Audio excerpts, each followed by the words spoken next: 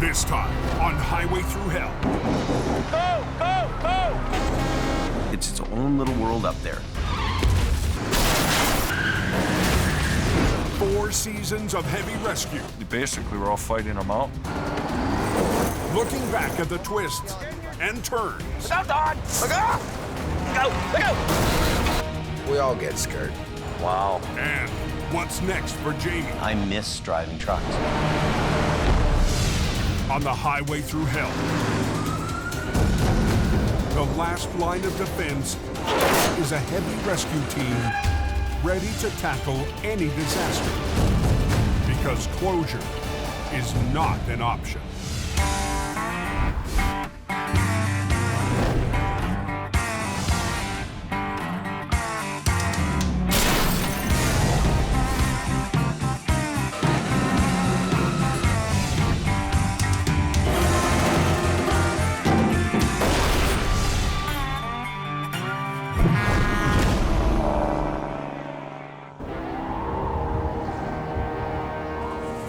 It's its own little world up there.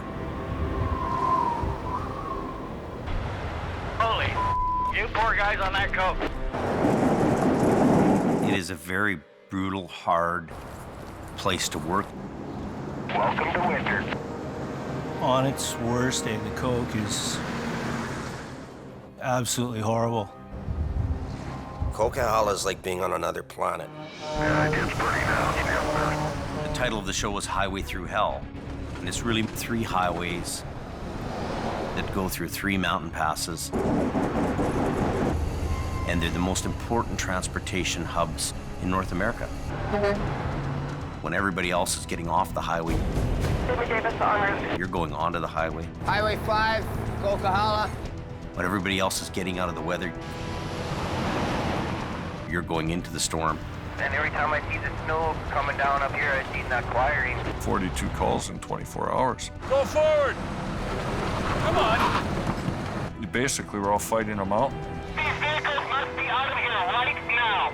It goes from bad to worse in an instant. Wow. Crashes are just phenomenal. When you get a monster crash, it's big.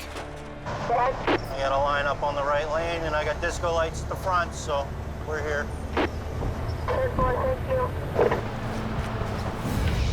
Like the fist of God came down on it.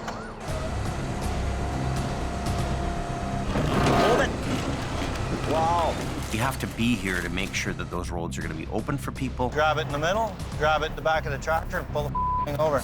It's go, go, go. It's adrenaline through the roof. Hey, what is going on here? You got 15 minutes to get the road open because the highway guy is bitching. Closure is not an option. Extreme conditions. And it's really more than just one location.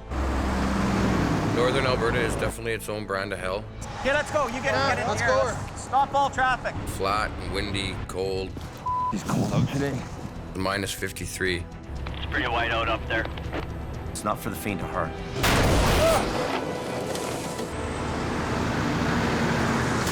There's 4 things that are going to kill you if you're a tow truck operator. No! Weather, fatigue, equipment, and other drivers.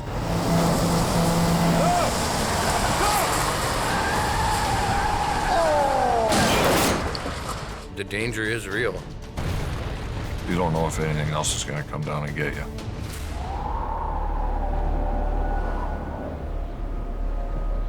Highway Thru Hell is one of the most successful documentary series ever made in Canada.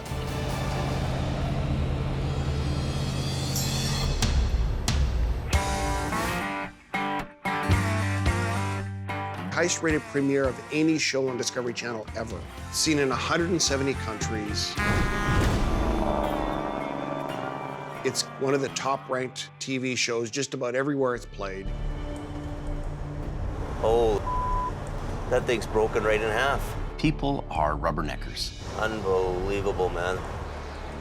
People drive by a car accident, they look, right? So there's this curiosity that people have when they go by a car accident.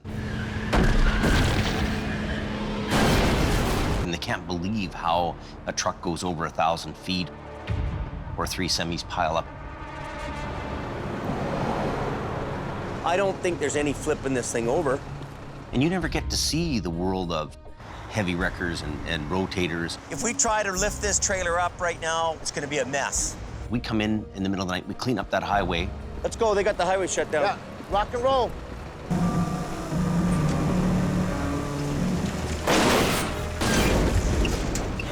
Yeah, baby! At the very beginning, we all agreed we were going to make a show that really captured what it was like to try to keep a highway open. No holds barred, we were going to tell the real story. Why doesn't he just pull down on that thing? And the public saw that. Don't yell at me, buddy. Get in your truck and go Don't home. yell at me. I'll get into a truck stop and I'll see a trucker. And he'll say to me, keep it real, James, keep it real. Well, we are keeping it real. It was real all the time. Just another night on the highway through hell.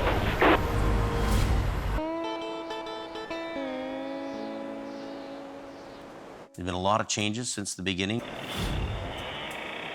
The one thing that's constant is change. So happy when this place is not a mud pit anymore. In season 1, we have 1 location, a couple of big wreckers. We have a small, tight little crew. Pull, come on. 5, 6 guys. You've got Sammy here, Big 10-4. Kevin, Somebody's gonna tag somebody today. Bruce. Come on. Adam. It's neck and neck right now. I don't know. Ken. Nice. Yeah, I like keep doing that. Yep. Beautiful. We had a pretty good crew. That went pretty quick, eh? As a team, we were unstoppable. Highway 1 is now open, boys. At the end of season 2, let's get out of here, man. I got it. This is stupid. Competition was in. They're like dogs chewing on a piece of meat. The wrecks are down. We really are faced with the reality of financial stress. Bills every day. Some of the guys at the barn that we deal with all the time, And you don't feel you can... well, we can't survive. Survive. Really, we can't survive. They say to us, look, go to Fort Mac. There's lots of work up there. There's money in the oil fields. Go to the oil fields. Go to Alberta. The oil boom's on at that time. The work's everywhere. And we either get on the ride or stay back and die. We really don't have any options. So we go up there. Look at that. Just like money, money, money all up and down this road all morning, eh? Yep. Hey, go ahead, Colin. Get over! Decent, Jimmy. Decent.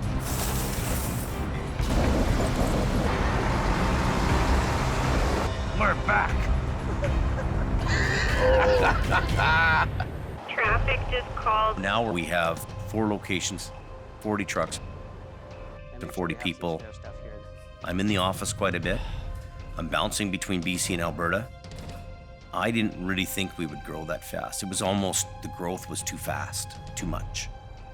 And I almost yearned for the days where things were simple and I had 3 or 4 guys and a few trucks. David Davis en route. It's been a ride and a half, I tell you.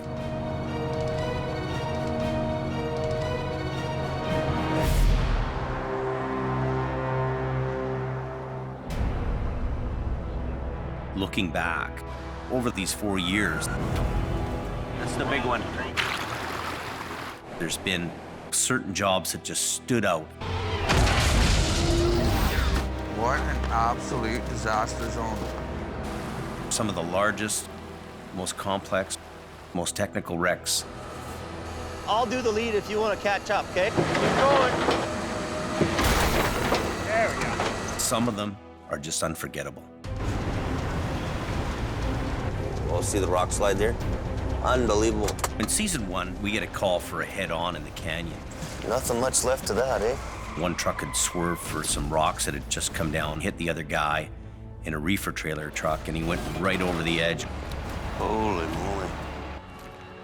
Good 100 feet down. The other guy went off into the rock face and burnt to the ground. What was really amazing to me is the carnage of this job. Parts, pieces, burnt down to the ground. It was really huge cleanup for us. That shows you just how dangerous the rock fall can be. A big rock can come down and crush a semi-truck like it's nothing. I remember how to do this. It's been a while. One of my favorite wrecks is the airbag job we do in season 2. We have a tractor trailer flipped over in the snow, and it's loaded with deli meats, worth $250,000. But we don't want to be tearing the wall out and lose all the product. The idea is get that as far down this way and down into the corner as you can. This tractor trailer has no damage anywhere, and he's got a load in there that's very valuable. It's perishable. This is a high-pressure deal for me. You know, there's still 37,000 pounds hanging on a shoestring here in the trailer. Easy for a trailer to split in half.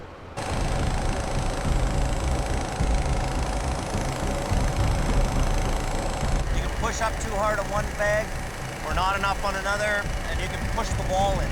Now it's do or die right now.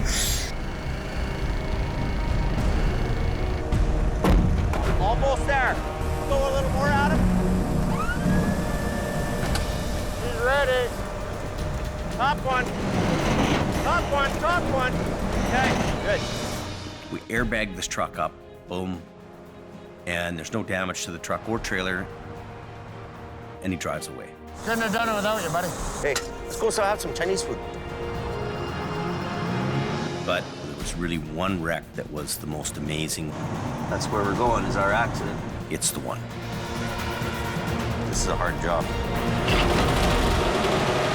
You know, I'd like to have another rotator here. The most impressive job for me over the past 4 years is the 2 rotator wreck over the bank. These people are lucky to be alive. I mean, they're hanging off of a cliff here that's 650 feet down. It's just hanging, barely.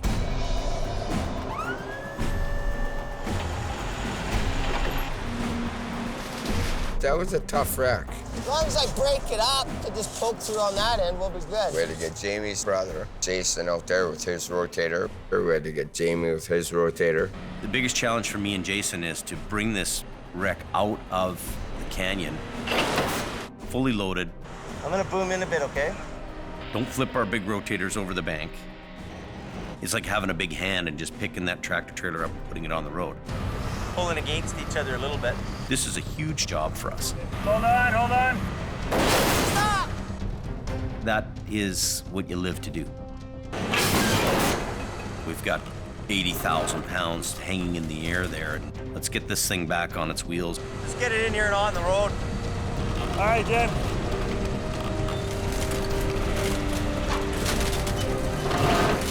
When Jason and I get it on the ground, wow. It's just beautiful. That's a textbook job. And I'm like, we just did it. It's a great feeling. We didn't drag the oil pan over a rock. We didn't drag the whole unit up and puncture a hole in the bottom of the trailer. Good recovery is what really makes my day. What's going on, man? What's going on? And this is the one that stands out. And it's the reason we got the big gear.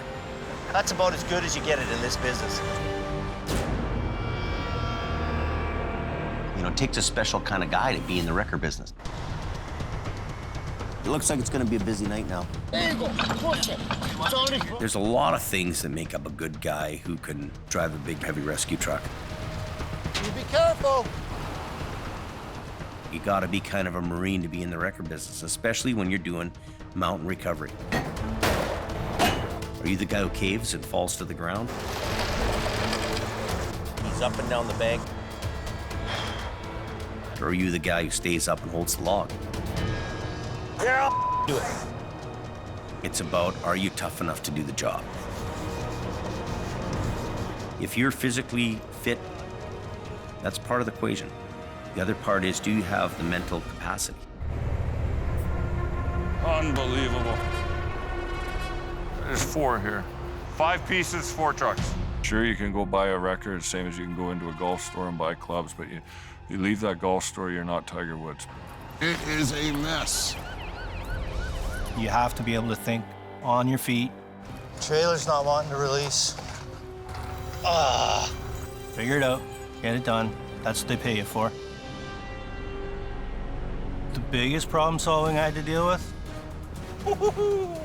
rolling over a truck that's 3 times the size of the wrecker I was driving. Keep going. Just keep going. I should put my wheel lift down.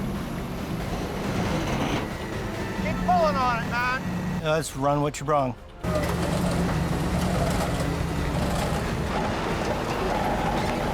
Here it comes. Slaughter Goliath.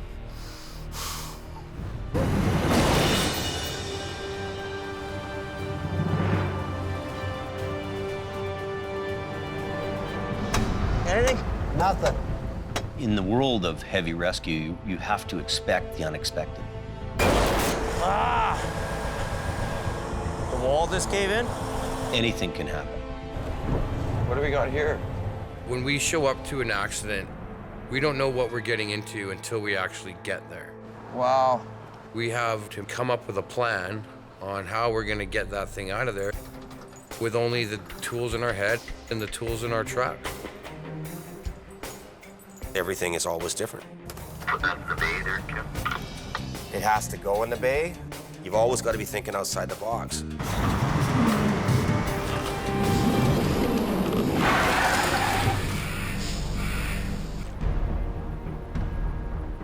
In season 1, a prime example of expect the unexpected is an SUV. I can't believe it. These guys live. It's gone over the bank.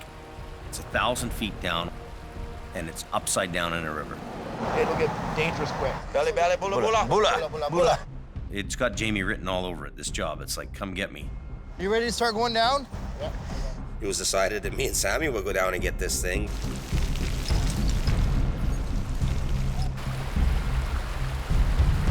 So we got a little bit of a bite on it with it. You threw a kind of a hook into it. The biggest challenge in this whole thing is the wire rope. If you put 1,000 feet of really heavy wire rope on a spool, how do you manhandle it? The rope we use originally is light wire rope. Go ahead, slow, Bruce.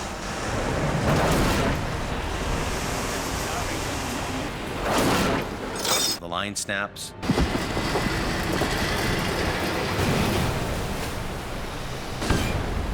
And away it goes down the bank again. Holy. You guys okay there? Eventually, we bring some really heavy 5/8 line down there. Coming okay? Looking good, buddy. Coming up nice. We got it out finally, and it was a good feeling when the job was done. We got her done.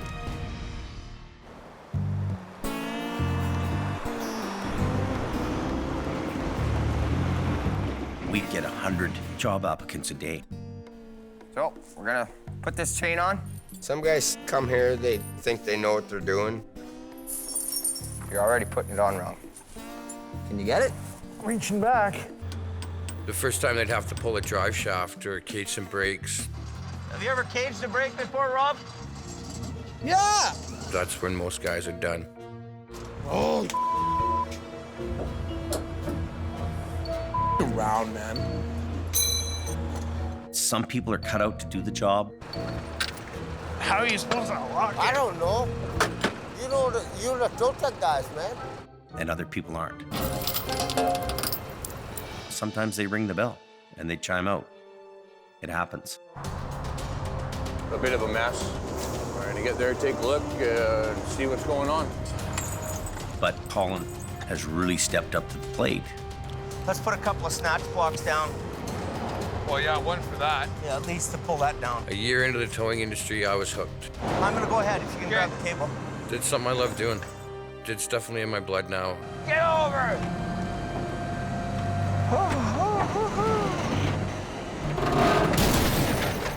Nice. Okay, this line, but hang on, okay? John, go. I enjoy helping to keep the roads open. Front end. John, front. I was born to do this. Neil.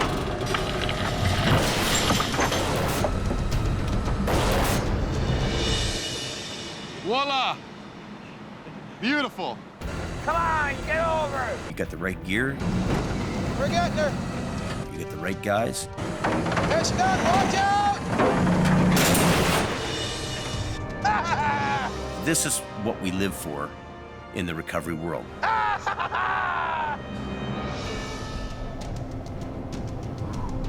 I think that part of the success of the show is that some of the characters are very interesting people. Central casting couldn't come up with this group of guys.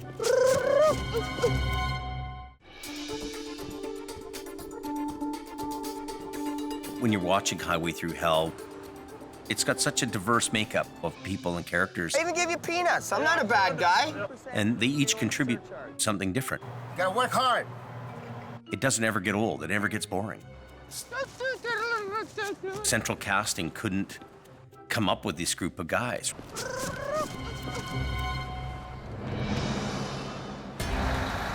call a tow truck here or what? In season 1, we were a smaller, tight-knit group of guys. Kevin and Adam came as a package. Those two were a package deal. We were his competition.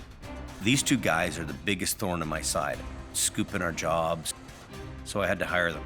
I'm already en route, just so you know, Jimmy. Adam was Jamie's lead guy. Every company's got like a lead guy. Tired? Did you have a good sleep last night? Yeah, no, I'm just Waking up? Yeah. Then you had old Kevin Ritchie. I'm going for a ride.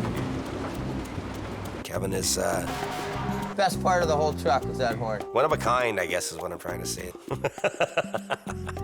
It's my baby. You don't got this truck washed yet? You can walk all the way around, buddy.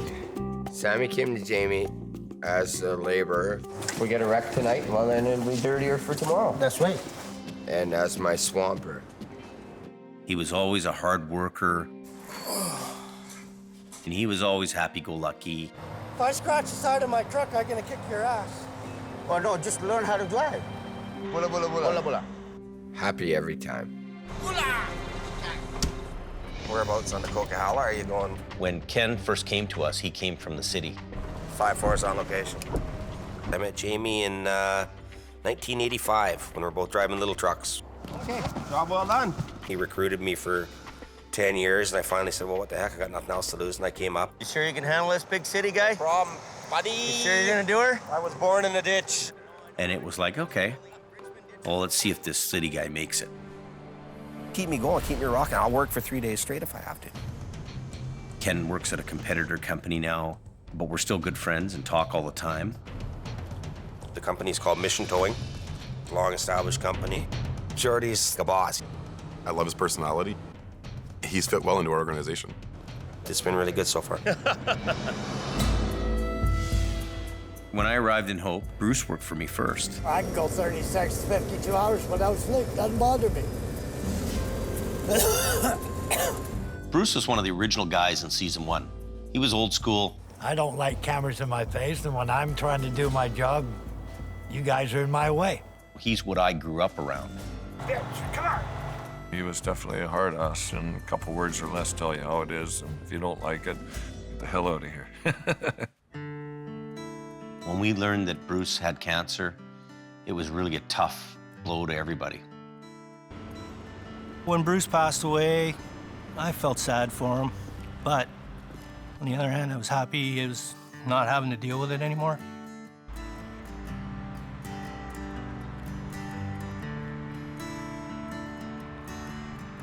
He was one of my best friends, and I'm still heartbroken that he's not around. Bruce's truck's parked in the yard, sitting there, and I just can't bear to get rid of it. We still think about Bruce and talk about Bruce all the time. Thanks.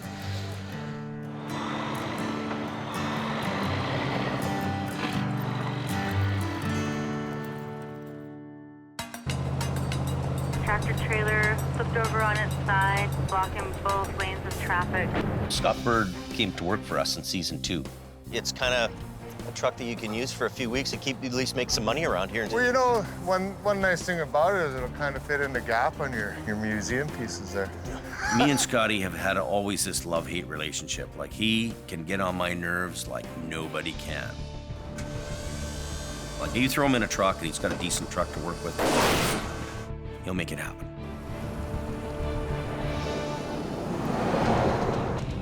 Scott is working for another company in Alberta, driving wrecker out there. I hope things work out for him.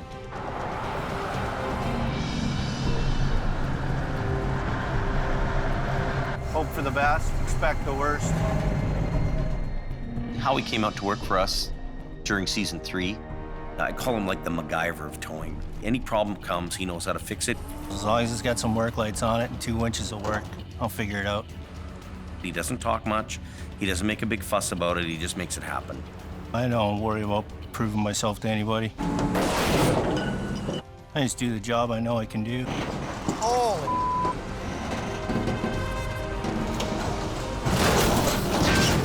There you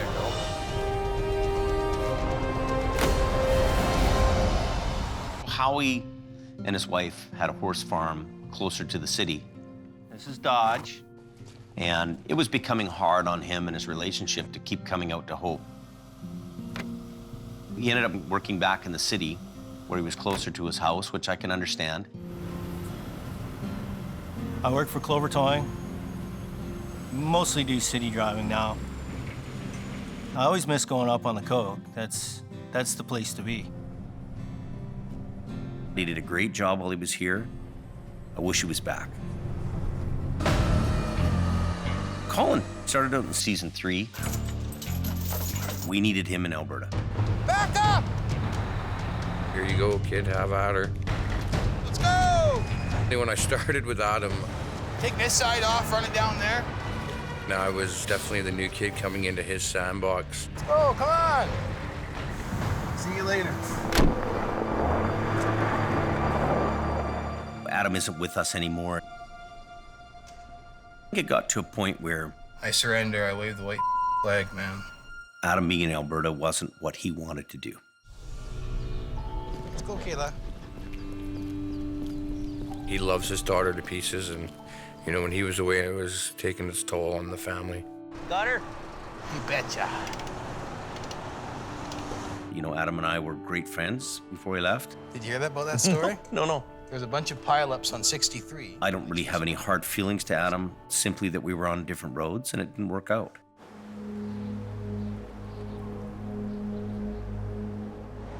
It took a long time to get the right people and the right crew in here. It takes a special breed of guy to want to do it.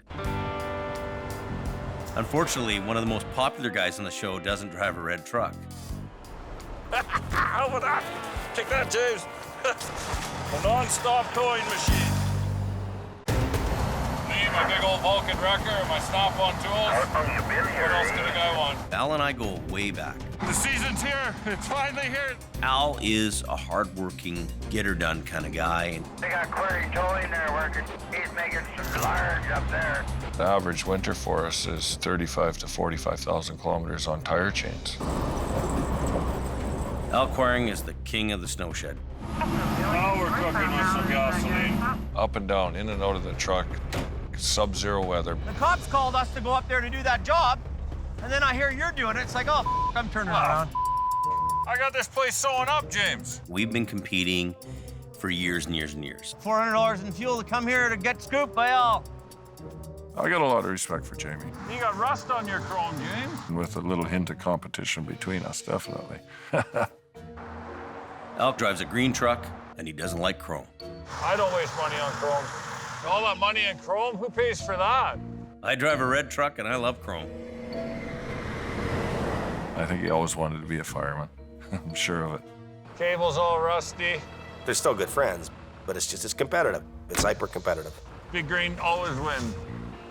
If I can go another 10 years of hard towing, I'll be happy. I enjoy it too much to say that I'm gonna quit anytime soon. Gord, are you there? Yeah, go ahead. Where are you at? I'm just backing down the hill now. Gord Boyd, he's my right-hand fella.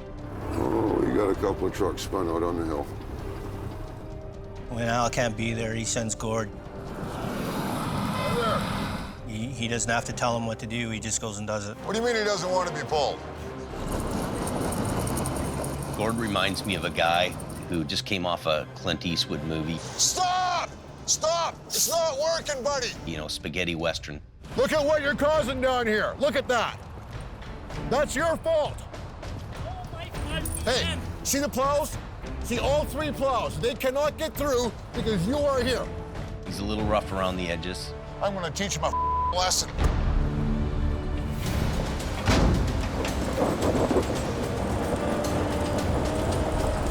But Al's lucky to have a good guy like that. Just like that.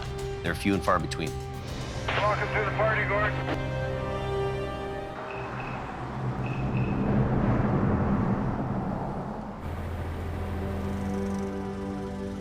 Generation after generation, mom and pa operations are what dominate the towing industry. We grow up in the business. My dad owns a towing company. Al and I are competitors from birth, just about. Originally, it was my grandfather's business. My dad and myself, and now my sons are getting involved in it. The Davis family and my family and the Quirin family, we're all longtime family businesses. My grandfather and my great-grandfather started this business in 1954. I haven't got big shoes, and they're not that big to fill. Just do the job right. Best operator that I know is my grandfather. That's who I've looked up to for all these years. At a young age, my grandma would send out pillows for the truck, and I'd ride in the truck with pillows, see over the dashboard. But he's still someone I look up to every day. Makes me proud to carry on in my grandpa's footsteps and my dad's footsteps, and to see my kids coming up behind me. It's a terrific, fantastic feeling. First real MPA with my dad. My boys are 21 and 18, Carrie and Lucas, and they're the 4th generation in my family's business. He operated this when he was my age. Here we are today with me behind the wheel.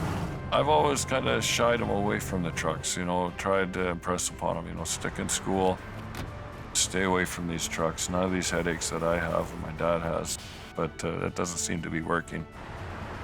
He's my guy. Prince of the Coquihalla right here, right there. He's the king. We get the other truck in here. Well, you're passing on those lessons. You're passing on your experience. I need 2 snatch blocks, James. Kids get caught up in the business. Come here, I'm gonna show you something right now, okay? So you're watching, right? You watch your lines. I'm 100% certain that James will take it on. Easiest make it a pie. Really? He's got the makeup, he's got the genes. He's got it in the blood, I'm sure. Whenever I head up to a wreck, I'm always kind of a bit worried because I've had so many close calls with getting hit.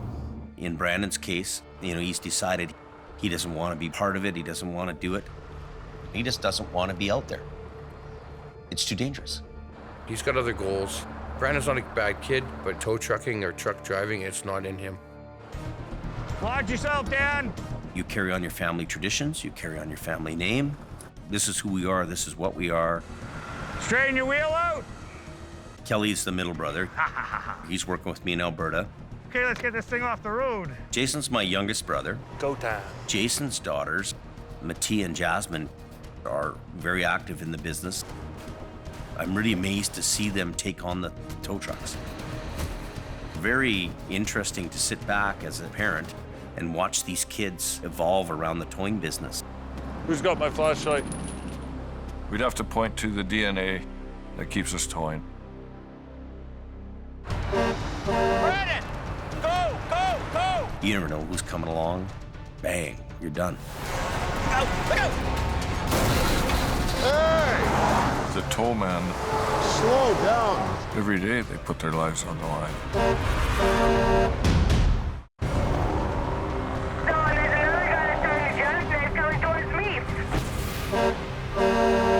Sometimes there's stories that come along in the show This guy's jackknifing right now. There's gonna be a crash here. that show you Wow. how dangerous this business really is. Hey! Slow down. The tow man. Every day they put their lives on the line. Brandon! Go, go, go! You never know who's coming along. Bang, you're done. Go, look out!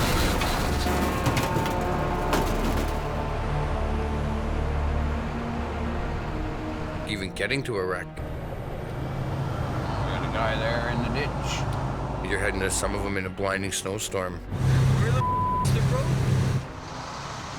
I'll just follow you with lights on. I always try and place myself in my truck so that I'm not gonna get hurt. Okay, let's go. Let's try this. That's my biggest fear, right? Slow down! Sometimes that shadow in the road is not a shadow. You try not to think about the fact that you could get killed doing this job. Everyone wants to go home at the end of the night. I understand that you got to make a living and everything else, but at what cost? I seen this guy starting a jackknife, and then the plow came and smashed in the back of the back guy. We all get scared. We all get scared. I get called to pull a truck and a trailer that's gone down an embankment up off a Forest Service road. You're right at that real snotty part. I wasn't prepared enough, and I ended up going down a hill backwards. Get out! Get out! Get out! Get out! Open the door. I don't want to die in a tow truck. I'm probably gonna sooner or later, but I didn't feel like dying that day. Get out!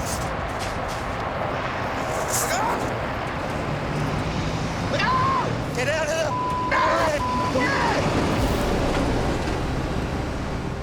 I was just lucky to come out of it alive. That was crazy, man. I'll never put myself or my coworkers into a situation like what I did that night, because it's just not worth it. One thing about our outfit, we've had some material damage. This is like a goat's trail, this place. We're spinning out. But we've not had persons injured or killed on the job. Oh my God. We've been lucky, but there's lots of times when other people haven't been lucky. A friend of mine was loading a car on the side of the highway. Somebody come along too fast, bad tires,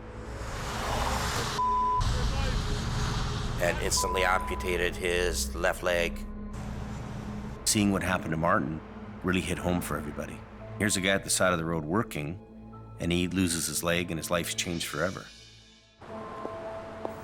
Hey, buddy. Hey. How are you? Well, you know, things have changed a little. Oh, my God.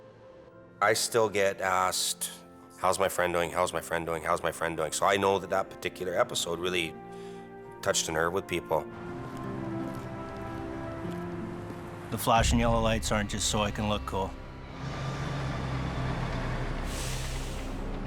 They're there for a reason.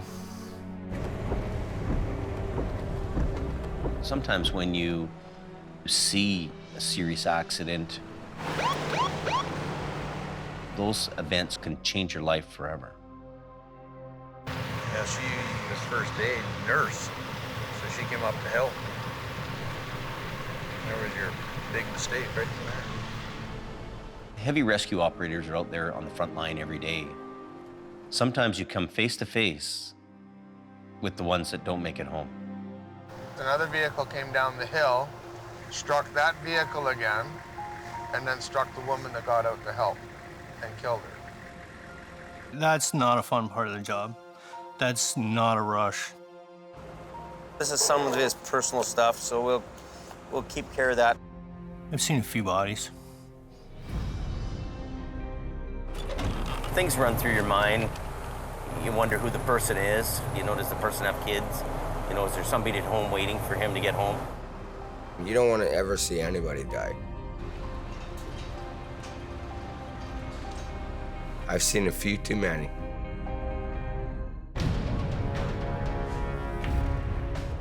In season 1, Brandon comes along with me to a wreck. Hello? Anybody home? Oh my God. He's on the wheel. And he comes across the driver who's deceased. Guys underneath the wheel. Guys underneath the wheel. Is he really? Guys underneath the wheel. Oh my God. Hey, no, get the out of here. Don't even look at it. And Brandon's only 16 years old. I could see the hollowness in his eyes. This is a big shock for him. I don't want to see that ever again. That's... Oh. That day will stay with him and the rest of us for a long, long time. There's one fatality.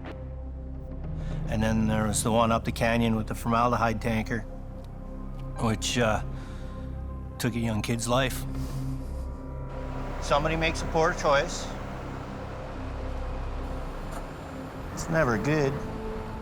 I try not to take it home with me. It's not. It happens. You take the ghost home with you, definitely. I'd be lying if I said it didn't.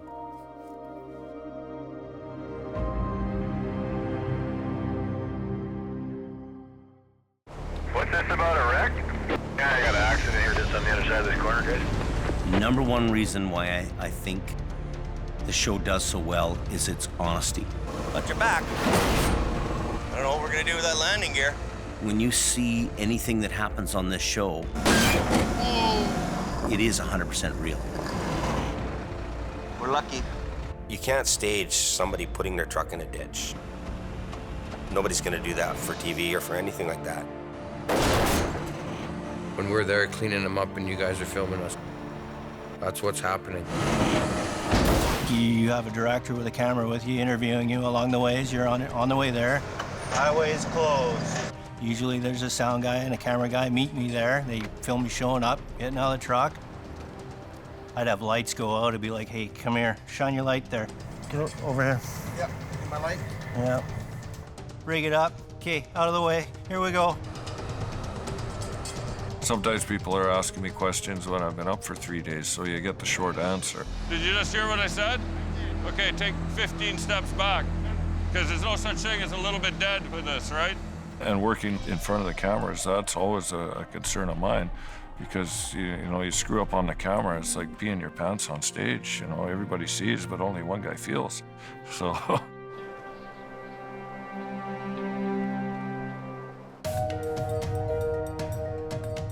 One thing I'm very proud of is the fact that the show has actually helped reduce accidents. Westbound, Highway 1. We need you guys to slow down. It's almost putting me out of business, believe it or not. We got snow squalls in with that wind. It's opened a lot of eyes to what really can happen up there, which is a very good thing. I hope the image of the towing industry has been brought up in people's eyes around the world. Take it easy in the westbound lane. There's a truck in the ditch. And it wasn't that long ago, we would be working on the side of the highway, and people would drive by and roll down their windows and yell dirty names at us, throw their garbage at us. Now when people see us working on the side of the road, they pull over, they come up, they shake our hands. They want to take their pictures with us. They want to buy us a drink if they see us at a bar. They want to buy us dinner if they see us in a restaurant. So that's been the most beautiful part of the show for me. Looking back on where we started and where we are now, is this really where I want to be? I don't own the company, it owns me. The problem with growing so fast is you always have growing pains. He suffers from the same problem that I do, that there's only one of us. Can't be everywhere at once. Al and I have grown up in this business together. They've taken a direction that's been very conservative. Well, I'm finding myself wishing to be the size of Al's company again.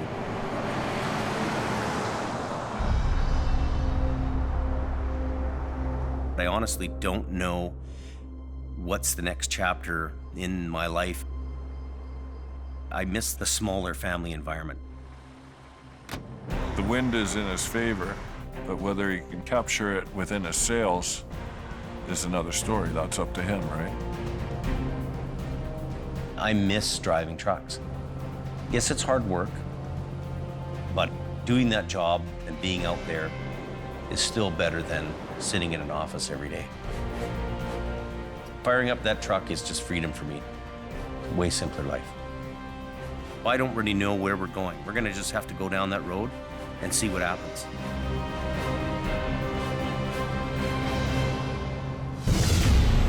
Next time on Highway Thru Hell.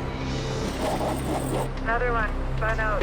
One final blast of winter. That's it, we're towing you. Means one busy night for Al. I'll stay there until we're done. Gord brings out the big guns. There are problems you can solve with a hammer. And the rotator returns to BC. Kind of nice to have my old girl home again. But it might not survive. If something fails, it's catastrophic. The first night home.